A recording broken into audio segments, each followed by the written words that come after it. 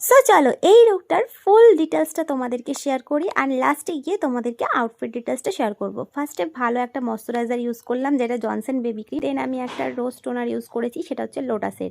এরপর আমার আইব্রোটা যাতে একটু বেড়ে গেছে, তাই আইব্রোটা সেট করে নিলাম ব্রাশ দিয়ে। এরপর কনসিলার ভালো করে ইউজ করে নিচ্ছি যেখানে যেখানে ডার্ক স্পট আছে। আর আমি কিন্তু আই মেকআপটা ফেস মেকআপ কমপ্লিট হওয়ার আগেই করে নিই। আর এই 4-in-1 ব্রাশটা না ভীষণ ভালো, সমস্ত মেকআপ কিন্তু এই একটা ব্রাশ দিয়েই করা যায়। আর হ্যাঁ, এই নিউড শেডের উপর আই মেকআপটা আজকে কমপ্লিট করলাম।